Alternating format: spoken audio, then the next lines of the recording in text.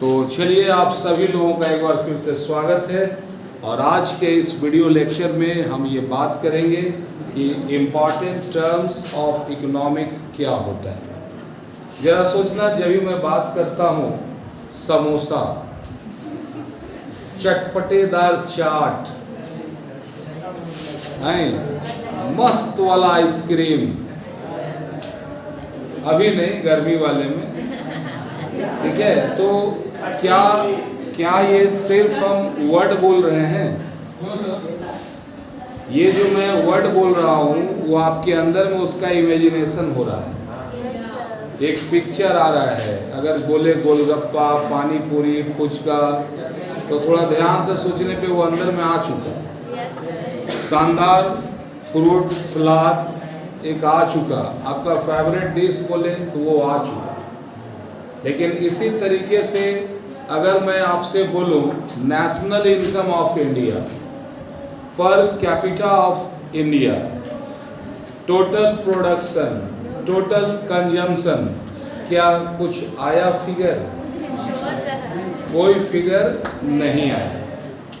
तो हमारा यही कोशिश रहेगा कि आपको ये वर्ड सुन के कुछ फिगर आए। और जैसे ही किसी चीज़ के बाद कोई फिगर आपके माइंड में आता है तो यकीन मानना कि वो चीज़ आपका दिमाग में एकदम सेट हो चुका है, उसको आप चाहोगे तो भी नहीं भूल पाओगे।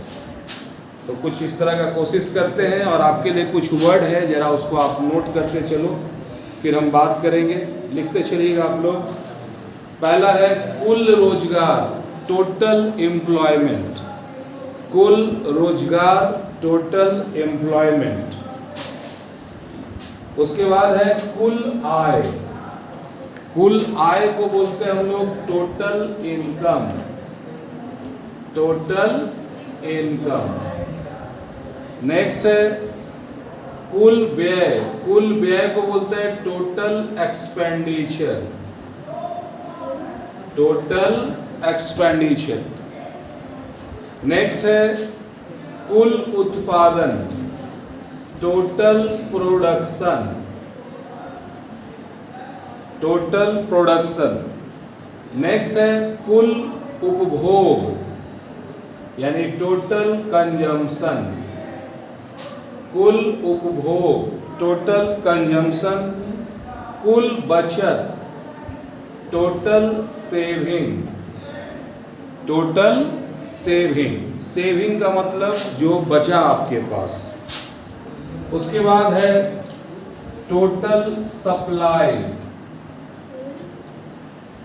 नेक्स्ट है टोटल डिमांड। टोटल सप्लाई माने कुल पूर्ति, और टोटल डिमांड का मीन होता है कुल मांग, ठीक है। नेक्स्ट है, यहां तक हम लोग देखते चल रहे हैं ये वर्ड, जरा इसको आप समझने की कोशिश करते हैं। ये जो बार बार आपको दिख रहा है टोटल टोटल टोटल, कुल कुल कुल, तो इसका मतलब क्या है भाई? ये बात है जिस टॉपिक पे हम बात कर रहे हैं, यह है इंडियन इकोनॉमी। इंडियन इकोनॉमी यानी भारतीय अर्थशास्त्र। क्लियर है? तो इंडियन इकोनॉमी में जैसे कि आप जानते हैं कि यहाँ पे मिक्स इकोनॉमी है। मिक्स्ड इकोनॉमी का मतलब है यहाँ पे देखो 3 तरह का इकोनॉमी होता है। पूरा दुनिया में जो भी काम करते हैं, कुछ लोग बहुत अमीर हैं, कुछ लोग बहुत गरीब हैं, कुछ लोग मीडियम में है, कुछ जो है पूरा का पूरा डेवलप कंट्री है, कुछ लोग प्रोसेसिंग में डेवलप है, कुछ लोग अनडेवलप। आखिर ये जो बात बोलते हैं उसके पीछे कुछ वजह तो होना चाहिए कि अपना मर्जी से बोल देंगे? कोई वजह होना चाहिए। तो इस पूरा दुनिया में जो भी पूरे देश का जो बात होता है वो 3 तरह के इकोनॉमी पे चलता है। वो इकोनॉमी कौन कौन है, कोई बता पाएंगे? नहीं, ये माइक्रो इकोनॉमिक्स में आपको पढ़ाया था। There are 3 types of economy, capitalism, socialism and mixed economy. Second chapter of micro economics, chapter का नाम था टाइप्स ऑफ इकोनॉमी। तो ध्यान देना, अभी से हम रिवाइज करेंगे ताकि आपको याद हो जाए। कैपिटलिस्ट इकोनॉमी या कैपिटलिज्म इकोनॉमी, वहाँ पे सरकारी नाम का कोई चीज ही नहीं होता है, सारा काम प्राइवेट होता है।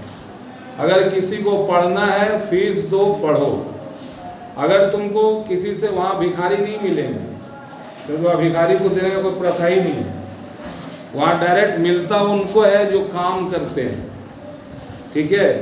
हर उसी को मिलेगा जो काम करने वाला होगा, जो बेकार आदमी होगा उसका जिंदगी चौपट है वहाँ। आप देखते होंगे दुनिया के जितने भी टॉप मोस्ट बड़े बड़े अमीर लोग हैं वो सब अमेरिका के हैं। दुनिया का महंगा से महंगा जो आइटम होता है वो अमेरिका वाले बनाते हैं। अमेरिका का छोटा सा 16 साल का बच्चा, नाम मार्क जकरबर्ग, फेसबुक का फाउंडर पर्सन, जिस फेसबुक को आज अगर हम लोग चला लें तो अपने आप को महान समझते हैं, वो फेसबुक कंपनी बना दिया 16 साल की उम्र में। ये क्यों? क्योंकि उस 16 साल की उम्र में उस बच्चे को समझ में आ गया कि अगर मैं कुछ नहीं करूँगा तो मेरे पेरेंट्स नहीं है पीछे जो वो कुछ करेंगे। वहाँ के लोग टोटली मनी ओरिएंटेड होते हैं, वहाँ पे सोशल सर्विस नाम का ज़्यादा चीज़ नहीं होता है, ठीक है। वहाँ पे गवर्नमेंट भी किसी को रोक टोक नहीं करता है कि आपको ये करना ही है। गवर्नमेंट बोलता है जो मर्जी वो काम करो, बस कमाओ और गवर्नमेंट को टैक्स दो। इससे राज्य को हम लोग पूंजीवादी अर्थव्यवस्था कहते हैं। एक रूस है पूरा दुनिया में, रूस में प्राइवेट नाम का कोई चीज ही नहीं है। वहाँ जो भी होगा उस सब का सब सरकारी होगा। बच्चा पैदा हुआ 8-10 साल का होगा, उसके बाद वो सीधे देश का बच्चा हो जाता है। उस बच्चे के पढ़ने में जो खर्चा होगा, उसके कपड़े में जो खर्चा होगा, उसके ट्रेनिंग में जो खर्चा होगा, उसके खाने पीने में जो खर्च होगा, ये सारा खर्चा गवर्नमेंट देता है। और गवर्नमेंट जो है वहाँ पे ना कोई बड़ा होता है ना कोई छोटा होता है। जो भी प्रॉफिट होगा वो सभी लोगों के बीच में बढ़ता है। वहाँ पे प्राइवेट स्कूल नहीं है, सब स्कूल सरकारी है। चाहे करोड़पति हो उसका भी औलाद वहीं पढ़ेगा, चाहे गरीब हो उसका भी औलाद वहीं पढ़ेगा। परफेक्ट गुरुकुल था वो, और है अभी, आज वो भी दुनिया के टॉप लेवल में। और तीसरा कैटेगरी है हमारा इंडिया, यह है खिचड़िया इकोनॉमी, मिक्स्ड इकोनॉमी। यहाँ पे प्राइवेट भी है और सरकारी भी है, और ये दोनों रह करके यहाँ के लोगों का जीवन सत्यानाश कर दिया। और खासकर हम जैसे शिक्षकों का, पहले 10 गो पॉइंट अंग्रेजी में लिखो और साथ ही साथ हिंदी में बोलो। अगर पूरा देश में कंपलसरी होता है या तो हिंदी में पढ़ाएंगे और नहीं तो सिर्फ अंग्रेजी में पढ़ाएंगे, तो कम से कम हम लोगों को तकलीफ कम होता है कि नहीं? अगर सब बच्चा पूरे देश का हिंदी में होता तो क्या बच्चे आपस में एक दूसरे को नफरत की निगाह से देखते? एक वो बच्चा है जो प्राइवेट स्कूल में जाता है और बचपन से वो 5,000-10,000 महीना खर्च करके उसके माँ बाप पढ़ा रहे हैं, और एक वो भी बच्चे हैं जो खिचड़ी के चक्कर